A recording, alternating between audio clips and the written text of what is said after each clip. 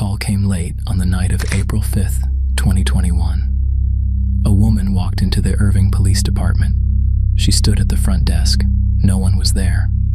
So she dialed 911 from inside the station. Her voice was calm, measured, almost rehearsed. She told the dispatcher she had killed her children. Her name was Madison Macdonald. She was 30 years old. She explained that she had sedated her 2 daughters, and when that wasn't enough, she smothered them. Not in panic, not in rage. She said she did it to protect them. As officers listened in real time, patrol units were already racing toward her apartment. Police Department! Police! Irving Police! Anybody home? Still hoping, against logic, that one of the children might somehow still be alive. Inside the apartment, officers moved quickly, room by room, flashlights cutting through the dark.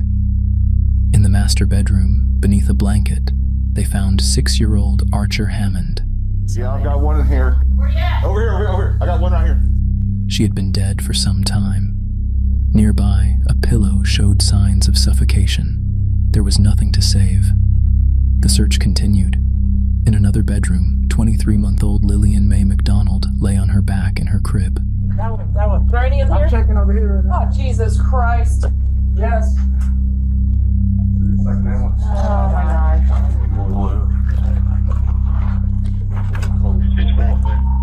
Foam residue surrounded her mouth and nose, a sign often linked to overdose. In that moment, the hope ended. Both children were gone. While evidence was collected, Madison remained on the phone with dispatch, explaining herself. Madison, were you dealing with some type of depression, like hearing voices? Is an officer there? No and no. Okay. I have a diagnosed condition, but that has nothing to do with this. This has to do with the harassment and abuse and exploitation that we've been going through in our family that I've been fighting to save.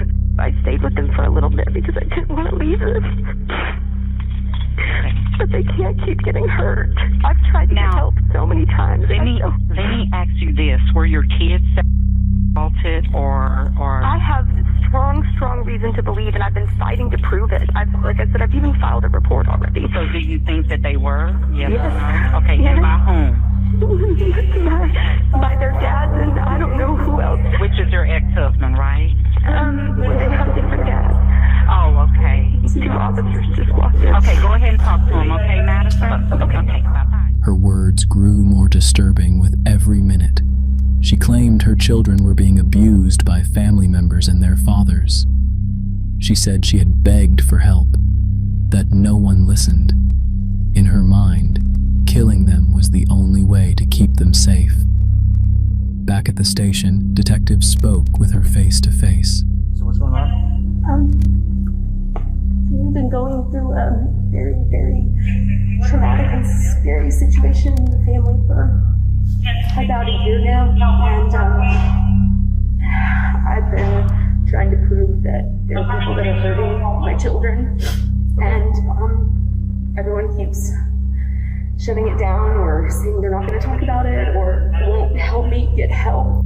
My family is in some kind of online exploitation, solicitation, images, videos, something with me and my kids, and I don't know who else.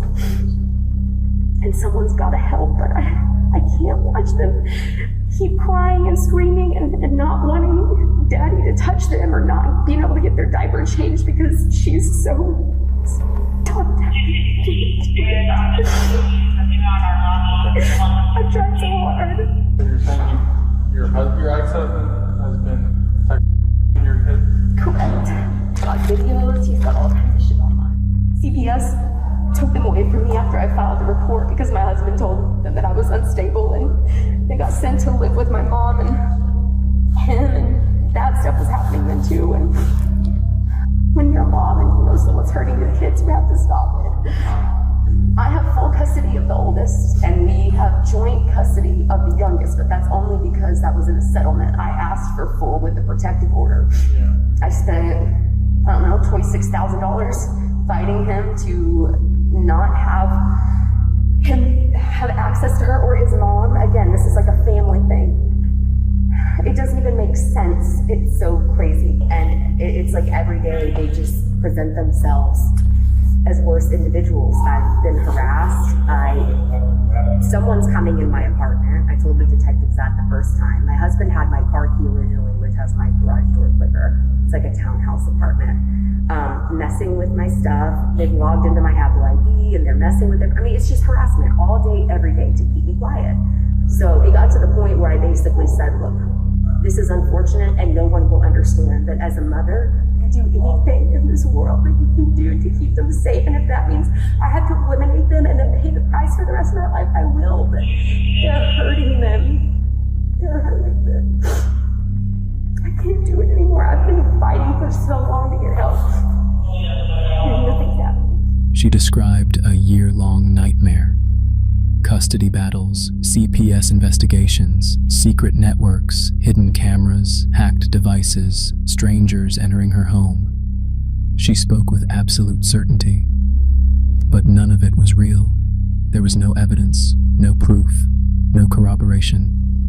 What investigators did find was a long history of mental illness, bipolar disorder, schizoaffective disorder, prior hospitalizations, addiction, self-harm, instability.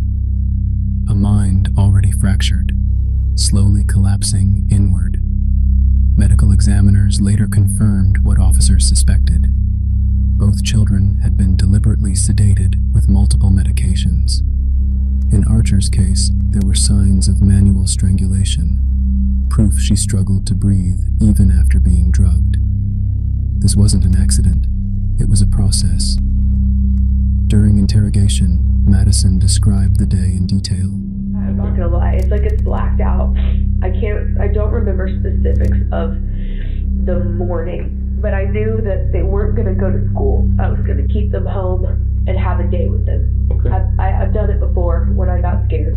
And then I thought, okay, well, I have a Xanax prescription. Mm-hmm. So I'll just put them to sleep.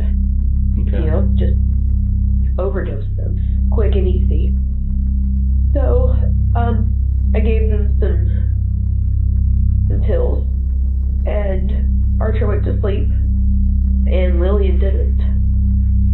She just kept going.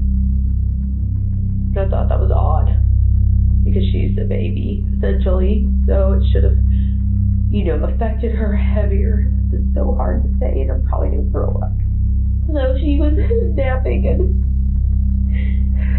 she napped for a long time. Lily wouldn't go back down, so I gave her some hydroxyzine, which is like Benadryl kind of. An allergy pill? Yeah, some more Xanax. I put it in some yogurt. I didn't do her. And You gave her that and more Xanax, or just that next, after the Xanax, correct? yeah, sorry, just that. Okay. And, I laid her down, and she didn't want to go to sleep, and going back and forth, and I got paranoid, and I was like, it's not working. This was supposed to be simple. She kept the children home, gave them pills, waited. When the sedation didn't work the way she expected, she became agitated. And put her head in my chest and held her while she fell asleep, and put the blanket over her mouth and held it. This was Lillian? I laid her in her crib and hugged her. I changed her clothes and put on a dry shirt because she had drooled on it. I changed her diaper. Put her in her crib and tucked her with her blanket and her lovey. Later that evening, she spent hours with Archer, playing games, eating together, pretending everything was normal. Then she tried again. And then Archer, that was at 1:36. 1:36 p.m.? Whenever that happened to Lillian? And I kept thinking, okay, it's over. And then Archer woke up, and I couldn't do it. I couldn't. spent the rest of the day with her. Eating, playing games, watching, trying so desperately not to panic. I think I was in shock, so I wasn't crying. I kept checking on Lillian like every 30 minutes. I told Archer she was taking a long nap. But you knew she was gone. Correct. But I was still scared about Archer, so I waited until she was ready for bed. And I gave her some Xanax and hydroxyzine in her Zoloft that she takes. So whenever you say you smothered her, what'd you smother her with? Well, my hand and a pillow. What chilled investigators wasn't just what she did, but how she explained it. She didn't describe a breakdown. She described a sacrifice. She believed she had saved her children from a world that had already failed them, and she stood by that belief. I stand by the fact that I had enough evidence to show that my kids were in child produced by my family and paid for by my family, and the money was moving through my bank account. Okay. And once I found that out, and I was busting my ass to prove it, I just lost it. I completely lost it. My husband had put some stuff on my phone, and he bought these like blockers and stuff where like I can't, so I haven't had like full internet access, and so I've never been able to fully see any of these videos, but I can get to them, and I figured out how to get to them. Some of them. I know some of them are probably on like the dark web. I don't know who my family really is. Okay, well, I'm gonna preface with it. First off, this is now a mental health crisis because I have murdered my children, okay? I'm a little rattled, and I've been rattled for a while, but that's the way they want me, okay? I do sound crazy. If you thought I was sane right now, you'd probably be crazy. But I'm not. I think that they thought I would just go crazy and they'd get the kids, and unfortunately that didn't happen. Unfortunately, I hurt them instead. It seems like every time that I just struggle with life, you know, we throw it back on mental health.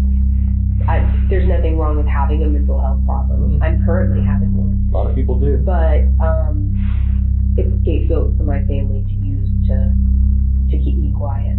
How did you feel after they were gone? I just checked on them and told them I loved them and covered them up and situated them how they'd be comfortable. Just stood there for like 15 minutes and just stared at the floor. You don't think after. You're just dead. I felt like I died with them.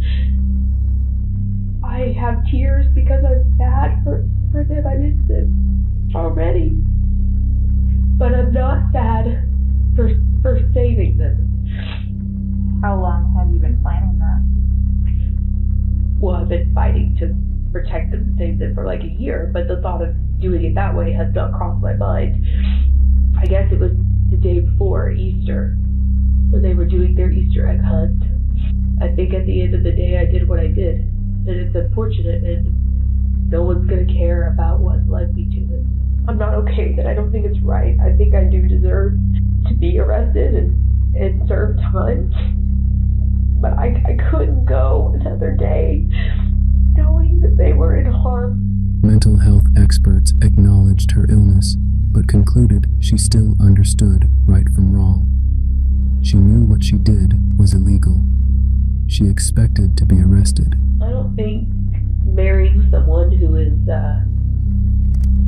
who's a predator and an abuser and finding out that there's a connection to your family for some reason, and then reporting them and then them harassing you until you end up committing capital murder. I don't think that's hard to understand from a psychological point at all.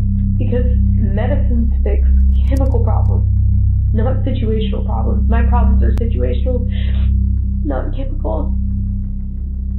I fought for safety, but I can't prove it. I'll say that. And I just think now it's time for me to serve my time. So what were you protecting the girls from then? I'm done. Sorry. She simply believed it was justified. And as a father, I thought I was doing a good thing to let Lillian go back so she could live with Archer And, because I just thought that if I kept Lillian away, it would tear Archer apart. In April 2023, Madison Macdonald was found guilty of capital murder. She was sentenced to life in prison without parole. This case isn't disturbing because the truth is unclear.